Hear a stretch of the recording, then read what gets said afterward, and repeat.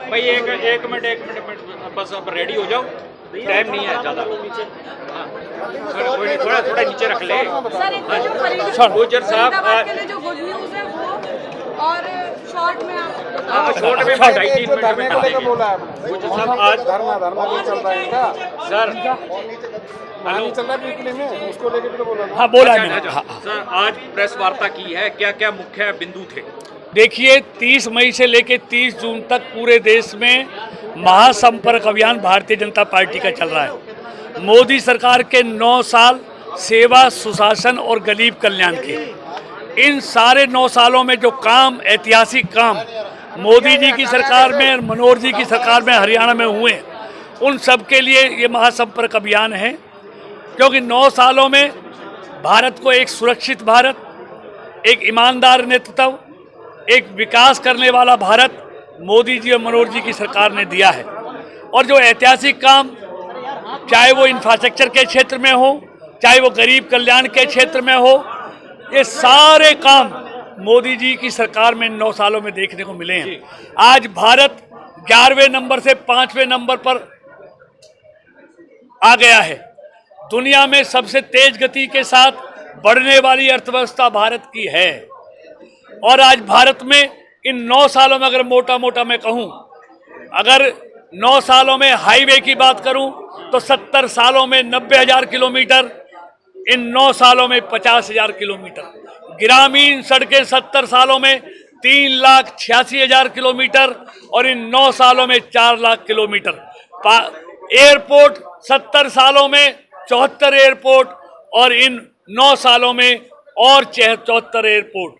इस 70 सालों में 20,000 रेलवे का इलेक्ट्रिफिकेशन हुआ और इन 9 सालों में 40,000 रेलवे का इलेक्ट्रिफिकेशन हुआ। 400 वंदे भारत जो चल गई हैं, जो 3 साल में और चलने वाली हैं। आज उनकी स्पीड देखिए, रेलवे स्टेशनों का रखरखाव देखिए, खान पान देखिए। आज 6 लाख गांवों को इंटरनेट से जोड़ दिया गया, फाइबर केबल जोड़ के। यही नहीं, आज इस देश में 2,44,000 गांवों को आज ODF फ्री कर दिया गया है। यही नहीं, आज देश में सुरक्षा का माहौल है। आज देश में कहीं बम ब्लास्ट, कहीं दंगा, कहीं कर्फ्यू नजर नहीं आता। आज देश की सीमाएं भी सुरक्षित है, देश का आखिरी मामला भी सुरक्षित है। आज दुनिया में देश की प्रतिष्ठा बढ़ी है। ये सारे काम, आज 80 करोड़ लोगों को हर महीने मुफ्त में 5 किलो अनाज दिया जाता है। आज किसानों, 11 करोड़ किसानों के खाते में हर साल 6,000 रुपये सीधा उनके खाते में भेजा जाता है। आज 11 करोड़ महिलाओं को आज मुफ्त में LPG कनेक्शन दे दिए गए हैं। आज इसके साथ साथ यही नहीं, आप देखेंगे तो आज खादी की सेल 1 लाख करोड़ हो गई है। यही नहीं, आप इसके बाद देखेंगे, मैं अगर तब की बात करूंगा तो इतना बाइट चलेगा नहीं, लेकिन 9 सालों में भारत बहुत तेजी के साथ आगे बढ़ा है।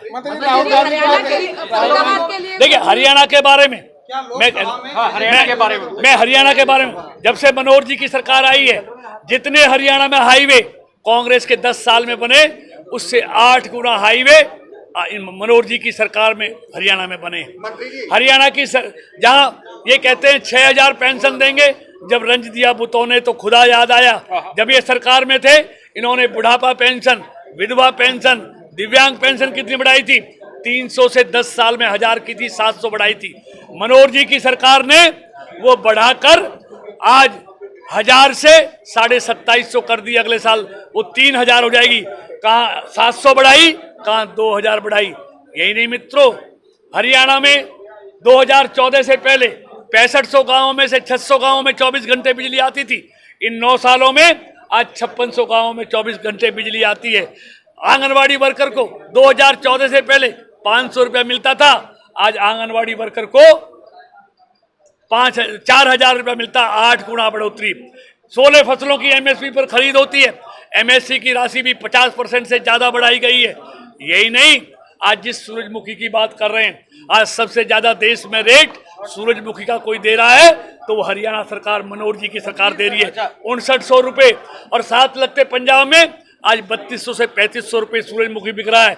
तो मैं इन विरोधियों से कहना चाहूँगा, इन तथाकथित जो भाजपा विरोधी, जो मनोज विरोधी किसान संगठन है, जरा पंजाब में जाके भी प्रदर्शन कर लो एक बार, वहाँ के किसानों की भी सुध ले लो। यहाँ का किसान तो सुखी है। आज यहाँ के फसल का खराबा हो, आपको मालूम है कांग्रेस के हरियाणा में 10 साल में फसल खराबे का कितना मुआवजा दिया? 1100 करोड़। और मनोहर जी की सरकार ने इन 9 सालों में किसान की फसल के खराबे का पैसा दिया है 9,670 करोड़, 9 गुना ज्यादा। तो कहाँ मुकाबला करेंगे? एक सवाल है, लेकिन राव इंद्रजीत जो आपके सहयोगी है मंत्रिमंडल में, उन्होंने कल रोड शो रख लिया है अपने क्षेत्र में। क्या मानते हैं वो आपकी भाजपा की रीति नीति से संबंध नहीं? देखिए देवेंद्र जी, ऐसी बात नहीं है। वो सिरसा लोकसभा की रैली है, हर लोकसभा में रैली हो रही है। वहाँ सिरसा के जो लोग हैं वही उसमें शामिल होंगे, सिरसा के जो चुने हुए प्रतिनिधि हैं वही उसमें शामिल होंगे। हर लोकसभा में वहाँ के चुने हुए प्रतिनिधि शामिल होंगे। मुख्यमंत्री, प्रदेश अध्यक्ष, प्रभारी, ये क्योंकि पूरे प्रदेश के हैं इसलिए वो उसमें जरूर उपस्थित रहेंगे। लेकिन बाकी लोग चुने हुए प्रतिनिधि, चाहे वो सांसद हैं या स्थानीय मंत्री हैं हरियाणा सरकार में, केंद्र सरकार में, वो अपने अपने लोकसभा में काम करेंगे। गुर्जर साहब, राजनीतिक पंडित कहते हैं जिस तरह मई में बेमौसमी बारिश आई थी, अब एकदम बेमौसमी रैलियों का दौर शुरू हो गया है। माना जा रहा है, कहा जा रहा है कि नवंबर दिसंबर में चुनाव होंगे। देखिए ऐसा है शर्मा जी, भारतीय जनता पार्टी का कार्यकर्ता हमेशा चुनावी मोड में रहता है। हम जो हमने किया है हम उसको लोगों को बता रहे हैं। अगर उन्होंने कुछ किया तो वो भी बता दें। अच्छा, चुनाव लोकसभा के देखिए, लोकसभा चुनाव में मोदी की पोजीशन नंबर 1 मानी जा रही है क्योंकि उनके मुकाबले उस कद का कोई नेता नहीं है विपक्ष के पास।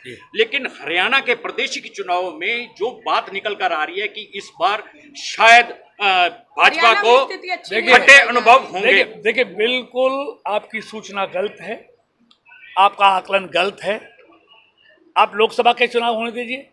जिस तरह एक ईमानदार नेतृत्व मनोहर जी के रूप में हरियाणा को मिला है, जिस पर विरोधी भी कोई आरोप लगाने की हिम्मत नहीं कर सकते, जिस तरह का सुशासन, जिस तरह का विकास हरियाणा में इन 8 सालों 9 सालों में हुआ है, मैं भी बहुत लंबे समय से मैंने कभी नहीं देखा। तो निश्चित तौर पे देखिए मनोहर जी के नेतृत्व में फिर से हरियाणा में सरकार बनेगी। जैसे मोदी जी के नेतृत्व में तीसरी बार देश में सरकार बनने जा रही है, वैसे ही हरियाणा में भी मनोहर जी के नेतृत्व में जब परिणाम आएंगे तो आप देखेंगे मनोहर जी तीसरी बार हरियाणा के मुख्यमंत्री बनेंगे। अच्छा, हरियाणा का रिकॉर्ड रहा है कि 10 साल से ज्यादा कभी कोई सरकार आगे नहीं चली, 10 साल से ज्यादा। देखिए आप देखिए, बीजेपी ने ये गलतफहमी एक जगह नहीं कई जगह गलतफहमी दूर की है। आप कहीं भी गोवा में ले लीजिए, कितनी बार बनी है। तो बीजेपी ने ये गलतफहमी भी दूर की है, एक बार नहीं, अपने काम और सुशासन और विकास के बल पर 2 बार नहीं, कई बार बीजेपी की सरकार रिपीट हो रही है। हरियाणा के चुनाव लोकसभा के साथ हो सकते हैं। देखिए ये केंद्रीय नेतृत्व और हमारा वो तय करता है कि चुनाव कब होंगे, लेकिन अभी कुछ भी कहना मुमकिन नहीं है। लेकिन दोनों चुनाव अपने अपने समय पर होंगे, जैसी मेरी जानकारी है। बाकी जो केंद्रीय नेतृत्व तय करेगा उसको सब ठीक है। धन्यवाद।